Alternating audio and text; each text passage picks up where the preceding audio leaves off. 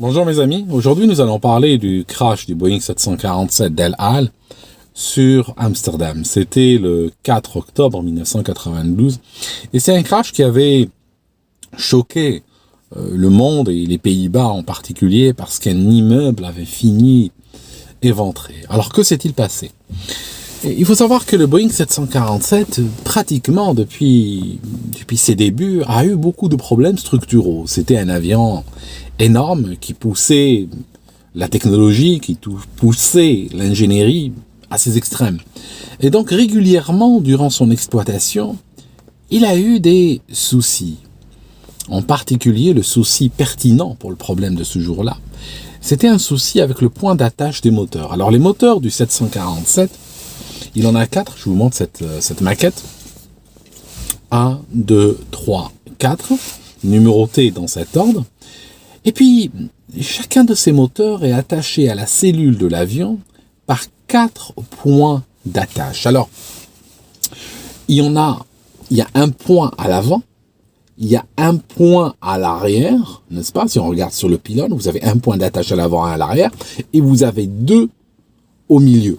N'est-ce pas? Vous avez 2 points d'attache au milieu, un à l'avant, un à l'arrière. Ces points d'attache ont quelque chose de particulier. Ça veut dire que par design, ils doivent se casser si jamais la pression qu'il y a sur l'aile est trop grande. Par exemple, imaginons que cet avion arrive et que au moment de l'atterrissage, il soit trop incliné et puis qu'il tape brutalement contre un moteur. Le moteur, si jamais il met assez de force sur l'aile pour que la question arrive à il va briser l'aile, ben on préfère par design que ce soit le moteur qui s'arrache. Donc ça veut dire qu'on crée des points de fragilité pour essayer dans un cas absolument extrême d'accompagner la casse de l'avion et minimiser l'impact et donner une chance à l'avion. Ça veut dire que si jamais il touche trop brutalement, le moteur s'arrache, donnant une chance encore à l'avion. Le moteur est important, mais il n'est pas critique. L'aile est critique. Un avion sans aile, c'est le crash garanti. Un avion sans moteur, c'est pas la fin du monde. Alors, je disais, le problème au niveau ingénierie, c'est comment fabriquer des pièces en métal. C'est des sortes de tubes en métal, ça ressemble à la taille d'une grosse cigarette. Comment fabriquer ces tubes en métal ou ces pièces en métal de sorte que elles résistent au poids du réacteur, à la poussée qu'il occasionne, qu'elles résistent en cas de turbulence, qu'elles résistent aux forces gyroscopiques, qu'elles résistent aux atterrissages durs, mais qu'en même temps, à un certain point, elles se cassent. Et qu'elles se cassent ni après, surtout pas avant, ce point. Vous imaginez que c'est quelque chose de très délicat à fabriquer. Fabrique-moi une tige en acier qui casse à 20 tonnes, mais qui ne cassera pas à 19 tonnes, par exemple. Et il faut en fabriquer beaucoup et s'assurer que tout casse exactement au même point. C'est plus une utopie qu'une réalité. Donc, que s'est-il passé ? Le 747, au début des années 90 et même durant les années 80, commence à avoir des problèmes avec ces attaches de réacteurs. Il faut savoir que l'attache des réacteurs du 747, le système que je viens de vous décrire, a été hérité d'un avion encore plus ancien, du Boeing 707. Donc ils ont repris exactement les attaches du Boeing 707 et ils les ont mises sur le 747. Moyennant cela, pourquoi ils ont fait ça ? Ils font ça très souvent. Moyennant cela, ils n'ont pas eu à les recertifier. Boeing a dit à la FAA, regardez, le système marchait très bien sur le 707, on va prendre le même et le mettre sur le 747, moyennant 2-3 modifs, qui ne changent rien au principe, donc c'est valable. La FAA dit oui, il n'y a pas de souci. Le système était trop fragile. L'accident du El Al, de l'avion israélien, c'était, je disais, le 4 octobre 92.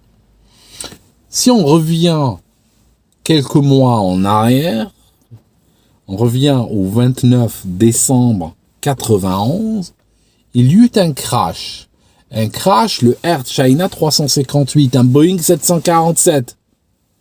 Il décollait de Hong Kong Et que s'est-il passé? Le réacteur numéro 3 s'arrache, il part, et il fait quoi en s'arrachant? Il tape sur le réacteur numéro 4, et les 2 réacteurs sont arrachés en fait. Bien sûr, au passage, l'aile que nous sommes censés protéger va se retrouver fortement endommagée. Que fait l'avion? Il va s'écraser, tuant 5 personnes qui étaient à son bord. Donc, on a cet accident, comme c'est un avion cargo, comme ça ne touche que 5 personnes, il va passer à travers l'actu de la fin d'année sans trop faire parler de lui. Pourtant, c'était un tort. C'était un précurseur pour ce qui allait venir. 31 mars 92, il y a un avion, cette fois-ci un Boeing 707 de Air Nigeria. Il descend vers le sud, il va vers le Nigeria. Il est en train de survoler le sud de la France. Quand soudainement, que se passe-t-il, mes amis? Je vous donne un mille. Le réacteur numéro 3 s'arrache, il vient taper sur le réacteur numéro 4, les 2 s'arrachent net, l'aile est endommagée et prend feu, et l'avion se retrouve en vol dans cette situation d'handicap. Les pilotes des Britanniques qui pilotaient ce 707 de cette compagnie nigériane, Air Transat, ils vont déclarer une urgence et foncer vers l'aéroport d'Istres. L'aéroport d'Istres, ils avaient une piste assez longue avec un dégagement, ça donnait à peu près 4000 mètres de longueur disponible pour l'atterrissage et l'arrêt. Et en fait, sous une pluie fine, guidés par le contrôleur aérien, ils arrivent face à la piste et ils atterrissent. Ils sont immédiatement pris en charge par les pompiers. Les pompiers qui étaient disponibles en force à l'aéroport d'Istres parce que l'armée française avait des KC-135. KC-135, en fait, c'est un avion refueler, c'est un supertanker, c'est un avion qui comporte des citernes et qui permet de refueler en vol les avions, les jets de l'armée française. Le KC-135, c'est en réalité, la plateforme, c'est quoi le KC-135? En fait, c'est un Boeing 707. Donc, les pompiers de l'aéroport d'Istres avaient une très grande habitude, ils étaient super bien équipés pour éteindre des feux sur des Boeing 707. Donc, ils interviennent sur cet avion-là, ils arrivent à l'éteindre. L'aile droite est complètement brûlée malgré tout. Il n'y a pas de mort ce jour-là. Les pilotes sont indemnes. Ils recevront même une médaille plus tard. Toujours est-il que cet accident, encore une fois, finit avec plus de peur que de mal. Il y a du matériel cassé. Quand on regarde les photos de l'aile, elle est détruite. Elle est en bonne partie détruite. Et on pense que cet appareil n'aurait pas pu tenir en l'air 5 minutes de plus. Parce que l'aile qui prend feu, qui commence à se désagréger en vol, très rapidement, ça se termine mal. Donc, nous sommes, je disais, 31 mars 1992. À ce stade, toujours cet accident va finir avec quelques images dans les médias et puis on passe à autre chose. Plus rien ne s'oppose à la catastrophe qui aura lieu en octobre. Cette fois-ci, c'est fini. On a très souvent regardé la vidéo sur le Concorde. C'est assez rare que soudainement, du jour au lendemain, juste comme ça, on a un accident. En particulier quand il s'agit de structures. Généralement, ça avertit. Généralement, ça annonce. Il y a des signes annonciateurs qui ne trompent pas. Là, en termes de signes annonciateurs, il y a eu un crash, quand même, celui du 29 décembre. Il y a eu un accident super grave où les gens étaient sauvés de justesse. Donc, que voulez-vous de plus? Alors, cette fois-ci, nous sommes dans l'avion d'El Al. C'est le 4 octobre 1992. C'est un avion de fret, c'est un avion cargo qui faisait un vol en réalité entre New York et Ben Gurion. Mais il avait fait escale à l'aéroport d'Amsterdam pour changer l'équipage et puis déplacer un certain nombre de palettes. Dans le cockpit, il y a... ça se pilote à 3. C'est un 747-200. Il se pilote à 3. Donc vous avez le commandant de bord, c'est un homme extrêmement expérimenté. Il avait il avait 28 ans d'expérience chez la compagnie El Al, plus il avait 10 ans d'expérience dans l'armée israélienne, dans l'armée de l'air israélienne. Donc quelqu'un d'extrêmement expérimenté. À sa droite, il y avait un copilote, à peu près 4-5 000 heures de vol sur le 747. Alors, derrière eux, à droite, il y a un ingénieur de vol, donc un mécanicien, un navigant, très expérimenté également. Et puis il y a une quatrième personne, c'est une passagère qui travaille pour la compagnie El Al. C'est une jeune femme, elle a 23 ans et elle est dans le cockpit aussi, jusqu'en voyageuse. C'est normal dans les compagnies de fret et même les compagnies qui ne sont pas de fret. Généralement, il y a toujours des sièges disponibles pour les employés et leurs familles. Donc elle devait rentrer en Israël pour se marier. Il fait beau, c'est la fin de la journée. Il n'y a rien de spécial. Ce vol-là est un vol comme on décolle toutes les 45 secondes des pistes de l'aéroport d'Amsterdam. Rien de spécial. Le 747 décolle. Il tourne à droite. Il décolle vers le nord, n'est-ce pas? Après, il tourne à droite. Et puis, il continue à monter en s'éloignant. À un moment donné, les observateurs au sol, donc des pêcheurs, des promeneurs, des flics, vont voir un flash énorme, une explosion et des choses qui vont tomber. Ils vont tomber du 747 vers un lac.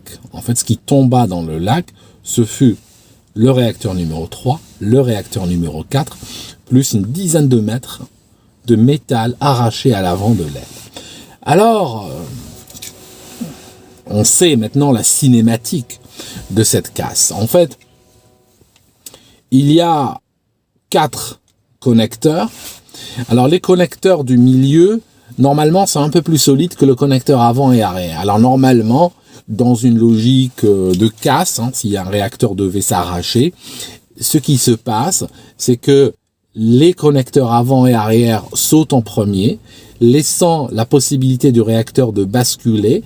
Et puis en basculant, il cassera ses attaches centrales et il passera par-dessus l'aile et il partira. Ou bien dans un autre scénario, il tombera. Toujours est-il que ce n'est pas ce qui va se passer.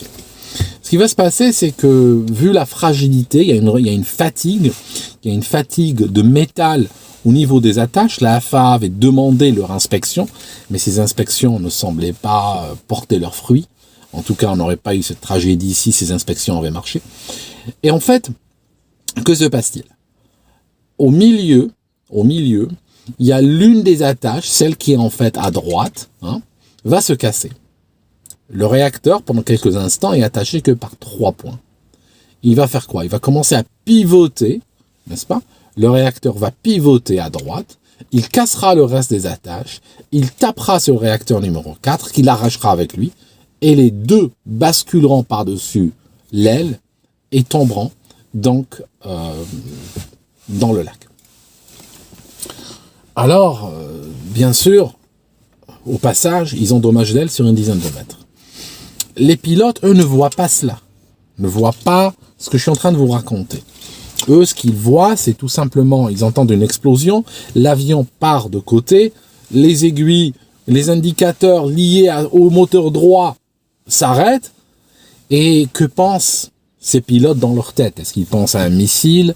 Est-ce qu'ils pensent à une panne moteur? En tout cas, sur l'instant, ils doivent contrôler leur appareil. Donc, qu'est-ce qu'ils font? Ils contrôlent, le commandant de bord prend les commandes, il contrôle le 747 qui a tendance à faire quoi? Vu que ces deux moteurs sont absents, il a tendance à faire ça, en fait. Il a tendance à basculer. Donc, il doit utiliser, lui, la gouverne de direction, et il doit utiliser les ailerons pour essayer de le garder tout droit. Et il a du mal à le garder tout droit, parce qu'il a une dissymétrie énorme, mais pas encore.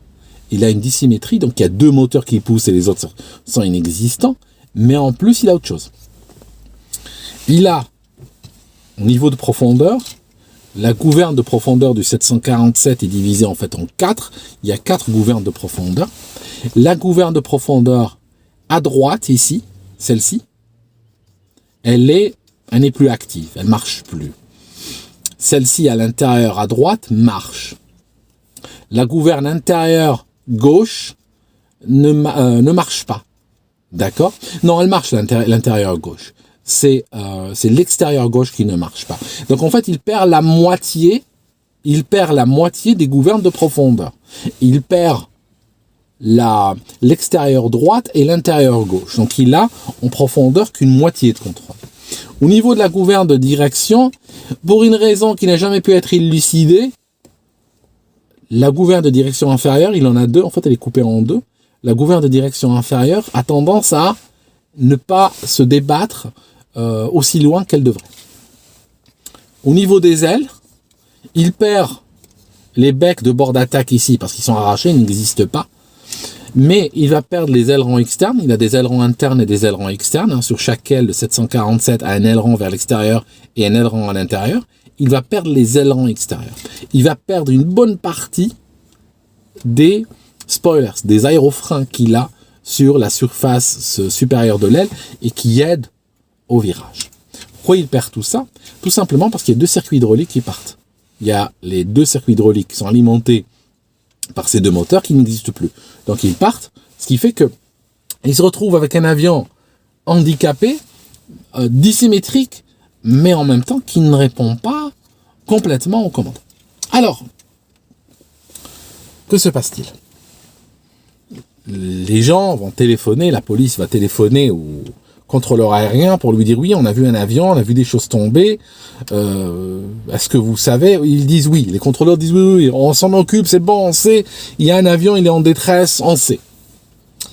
L'information n'est jamais passée au pilote. L'information que les deux réacteurs manquent n'est pas passée au pilote. Le réacteur externe, celui-ci est difficilement visible depuis le cockpit du 747, celui-là n'est pas visible du tout. Mais sur le moment, on pense que les pilotes n'ont jamais réussi à voir et constater l'absence des réacteurs. Alors, l'avion qui avait décollé, je disais, vers le nord, avait tourné à droite, et c'est là où les problèmes ont commencé. Les problèmes ont commencé 6 minutes après le décollage, et il évoluait à ce stade à peu près à 6500 pieds d'altitude. Donc, quand il a ce problème, il fait quoi? Il va immédiatement aplatir sa trajectoire, déclarer donc l'urgence avec les contrôleurs aériens, commencer à balancer du carburant et il décide de revenir immédiatement. Si vous regardez le tracé radar, l'avion tourne vers la droite. L'avion tourne vers la droite. Or, tourner vers la droite, c'est tourner vers les moteurs inexistants. Alors généralement, même si les moteurs, quand il y a une panne de moteur, l'avion peut tourner à droite et aussi peut tourner à gauche, en général, vaut mieux tourner sur les moteurs qui marchent. Pourquoi? Parce que ça permet assez facilement de sortir du virage. D'accord? Si on tourne sur les moteurs qui sont en panne, parce que l'avion a déjà tendance à vouloir aller à droite, vraiment, fortement tendance. Donc, si on lui permet d'aller à droite, ça va être très difficile de l'en sortir par la suite, de le ramener à plat. Alors que si on vire à gauche sur les moteurs qui fonctionnent, si jamais on veut revenir à plat, il suffit juste de le laisser un peu et il reviendra tout seul. D'accord? Vous voyez la différence? Il y a plus de marge en tournant vers les moteurs qui marchent que vers les moteurs qui ne marchent pas. Toujours est-il, si vous regardez le tracé radar, les pilotes vont tourner systématiquement vers les moteurs en panne, ou les moteurs inexistants en fait. Donc, ils commencent à tourner pour revenir vers la piste. Est-ce que c'était si urgent que cela de revenir vers la piste? Il y a eu des débats par la suite parmi les pilotes, parce que même si fondamentalement personne ne reproche rien à ces pilotes, ils ont fait ce qu'ils ont jugé utile sur le moment, ils ont fini contre un immeuble. Est-ce qu'il y avait une autre façon? Est-ce qu'il y a des leçons à tirer de là quelque part? La leçon peut être que c'était pas si urgent que cela d'aller à l'aéroport tout de suite et à tout prix. Peut-être que dans une autre logique, si on regarde les gens de cette compagnie nigériane de Mars, un avion dans une situation très similaire, peut-être avec l'aile un peu moins endommagée, ont réussi à le poser. D'accord? C'est parce que ils ont géré les choses. Oui, c'était urgent, mais c'était pas non plus une raison pour faire les choses en catastrophe. Donc là, ce qu'ils ont fait, ils ont tourné pour aller vers la piste 27. D'accord, pour aller vers une piste qui pointe vers l'ouest. Donc, très simple, quand on décolle vers le nord, n'est-ce pas? On décolle vers le nord, on tourne à droite, ben on est plein est, n'est-ce pas? C'est normal. Et après, si on fait demi-tour, on va vers l'ouest. Donc, c'est pour ça qu'ils voulaient aller vers la piste 27, qui est orientée, d'après son chiffre, dans le 270. Donc, aller vers l'ouest. Le problème, c'est que quand ils font ce premier tour, ils réalisent qu'ils sont trop hauts. Ils réalisent que ça ne va pas marcher. Ils sont trop hauts. La piste est là devant eux. Ils sont trop hauts, trop rapides. Ils ne pourront jamais atterrir dessus. Donc, qu'est-ce qu'ils font? Le contrôleur aérien leur dit, vous allez trop vite. Et à cause de votre vitesse, vous avez raté l'axe de la piste. Donc, ils décident de faire quoi? Ils décident de continuer. Ils décident de faire un autre cercle pour essayer de perdre de l'altitude et de la vitesse. Le problème va arriver au moment où ils voudront perdre de la vitesse. C'est-à-dire que l'avion, quand il y a eu l'explosion vers les 6500 pieds, évoluait un peu au-dessus au-dessus de 250 nœuds. D'accord? Il évoluait au-dessus de 250 nœuds. Quand il y a un avion qui a amoché, quand un avion il lui manque des éléments de structure et tout ça, la vitesse, c'est ce qui permet de le contrôler. Je peux vous dire que si le problème, le départ de ces deux moteurs, était arrivé par exemple une minute après le décollage, était arrivé quand l'avion volait à 200 nœuds ou 210 nœuds, il serait écrasé tout de suite. Les pilotes n'auraient même pas eu le temps de comprendre, ils seraient retrouvés sur le dos et dans le sol tout de suite. Là, ils ont eu une sorte de bénédiction que le problème se soit manifesté à 6500 pieds quand leur vitesse était assez élevée. Le fait qu'ils avaient de la vitesse leur a permis de contrôler l'avion. Difficilement, mais de le contrôler. Si on regarde pourquoi le contrôler, d'où ça vient cette affirmation, c'est pas une affirmation gratuite. Tout simplement, quand on regarde le tracé radar et on regarde les instructions que leur donnait le contrôleur aérien d'Amsterdam, on voit qu'il y a une congruence parfaite. Ça veut dire on voit que les pilotes arrivent à suivre les instructions que leur donne le contrôleur. Okay? Donc ça veut dire qu'ils arrivaient à contrôler leur avion. Quand il leur dit tourner au 310, ils tournent au 310. Ils ne tournent pas au 360 ou 200. Okay? Donc ils avaient un certain contrôle. Le problème, c'est que au moment où ils commencent à ralentir, c'est là où vont apparaître les problèmes de contrôle. Ça veut dire que là, ils ne vont plus pouvoir, parce que l'état dans lequel se trouve l'avion, c'est que quand ils décident de sortir les dispositifs qui sont ce qu'on appelle les becs d'attaque, qui permettent d'améliorer la sustentation de l'aile aux faibles vitesses, ben ceux-ci sortent sur l'aile gauche, mais ils ne sortent pas sur l'aile droite parce qu'ils ont été arrachés. De sorte que l'aile gauche commence à avoir de la portance, alors que celle-là, elle en a de moins en moins. Celle-là, elle n'en a pas. On ralentit, donc celle-ci a moins de portance, et celle-ci arrive quand même à tenir. Donc, ça vient renforcer encore cette tendance de l'avion à aller à droite. On rajoute encore autre chose. Cet aileron externe qui est bloqué était bloqué 5 degrés vers le haut. 5 degrés vers le haut, ça veut dire qu'il appuyait vers l'aile à droite. Donc en fait, ce 747 voulait qu'une chose, aller à droite. Et toute la lutte des pilotes, c'était de le garder à plat. Alors en fait, à un moment donné, les pilotes, quand ils ralentissent, ils réalisent qu'ils sont en train de perdre le contrôle. Et là, ils sont au-dessus d'une cité. C'est une cité qui a été construite à Amsterdam. Des milliers de logements, je crois qu'elle a 13 000 logements, construite comme une sorte de cité utopique où il y aura la joie, le bonheur, où les gens pourront vivre en intelligence, avoir de l'air, avoir du soleil dans les appartements et tout ça. C'était ces ensembles de bars, d'HLM, qui ont été construites à la va-vite dans les années 70-60, ça correspondait à une vision, ça correspondait en réalité à un dogme, qui s'est extrêmement mal terminé. Beaucoup de ces cités ont fini dynamitées. Cette cité, près d'Amsterdam, s'était transformée assez vite en coupe-gorge. Une bonne partie des appartements étaient vides, voire squattés. Beaucoup de gens qui vivaient là-dedans étaient sans papier. Ça veut dire que personne ne savait qu'ils étaient là. Ils n'étaient dans aucun fichier. Et c'est ça qui va rendre plus tard le bilan assez difficile à établir avec exactitude. Toujours est-il que le 747, le copilote presse sur la radio, appelle le contrôleur aérien et lui dit « nous tombons ». Nous tombons, nous tombons. Et derrière les bruits qui ont été analysés, il y a le vibreur de manche. Ça veut dire que l'avion est en train de décrocher, probablement le décrochage de l'aile droite. Deuxièmement, ce qui était en train de se dire dans le cockpit à cet instant, c'est rentre les volets, rentre les volets. Ça veut dire qu'en fait, le commandant de bord venait de tilter. Le commandant de bord venait de tilter. Ça veut dire que il a décidé d'aller à l'aéroport très rapidement, mais il n'avait aucune idée de la contrôlabilité de son appareil. Si, par exemple, je dis ainsi, hypothétique, s'il avait décidé de rester en vol plus longtemps, d'aller par exemple vers une zone, vers la mer ou autre, et tester le comportement de son avion quand il le ralentit.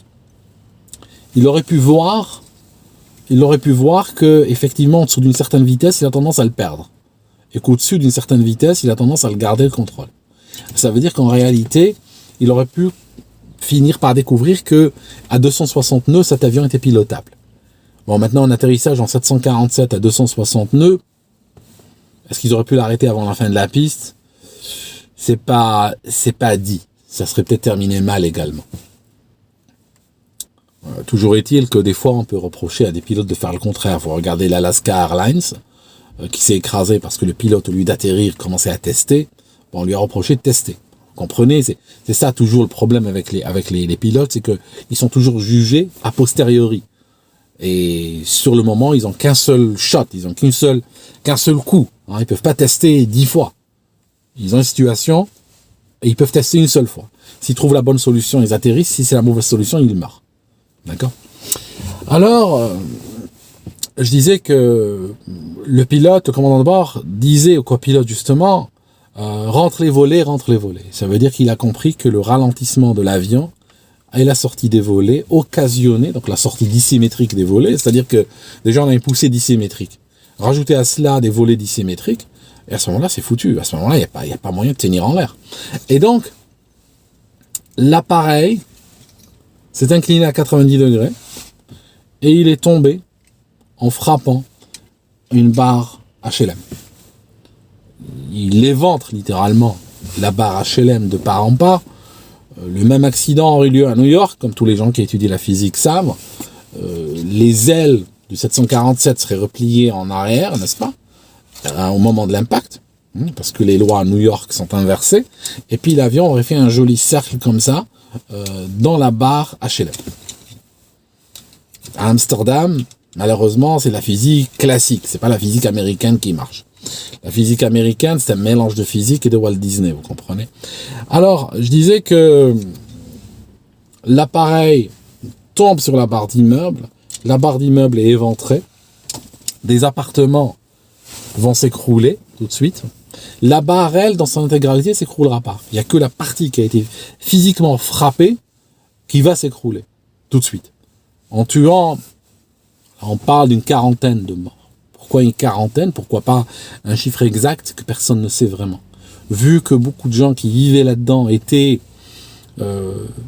illégaux ou bien occupaient des appartements qui étaient censés être vides et les occupaient sur la base d'un squat ou autre, personne n'a vraiment pu savoir combien il y eut de morts. Toujours est-il qu'ils ont eu assez peu de blessés, quelques dizaines.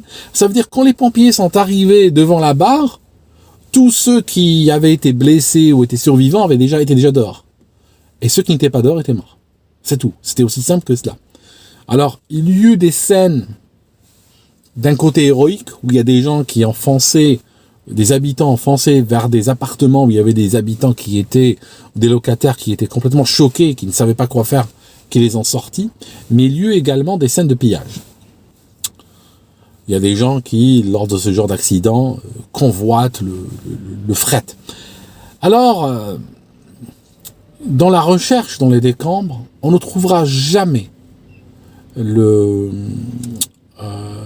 voice recorder, le CVR. Ça veut dire que il y a deux boîtes noires dans un avion. Il y a celle qui enregistre les données du vol. Celle-ci est retrouvée.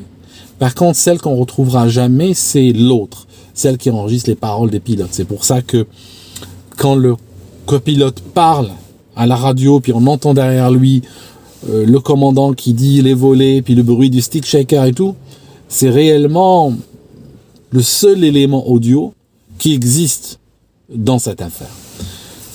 Où est le CVR? Alors, on ne sait pas.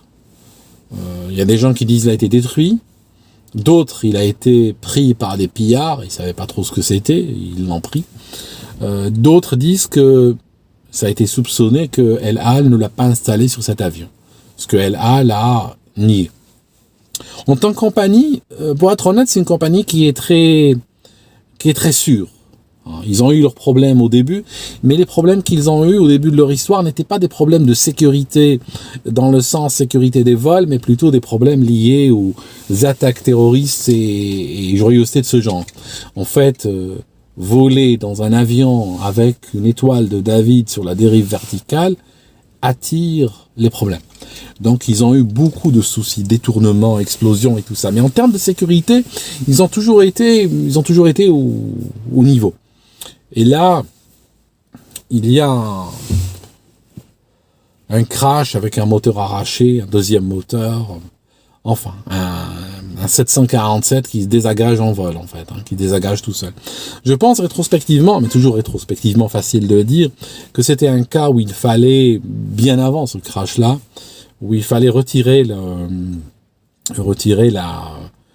le certificat de navigabilité du 747, le clouer au sol, jusqu'à ce que Boeing démontre que cet appareil ne se désagrège pas en vol tout seul, qu'il ne commence pas à perdre des pièces de structure de cette manière-là. Mais bon, la FAA aux États-Unis a aussi comme rôle la protection et la promotion de l'aviation, du secteur aérien américain. Donc, comme le reproche souvent le NTSB, c'est pas moi qui le dis, très souvent, ils sont un peu mous à prendre les décisions qu'il faut. Surtout quand celles-ci peuvent nuire à l'aspect, on va dire, commercial de l'aviation. Voilà, mes amis. Donc, c'est un crash qui a causé une quarantaine de morts, les 4 personnes qui étaient dans le cockpit, et puis une quarantaine d'habitants de ces bars d'immeubles qui existent jusqu'à nos jours. Voilà. Donc, merci d'avoir suivi cette vidéo au sujet de ce drame du 4 octobre, dimanche 4 octobre 1992. À très bientôt dans une autre vidéo.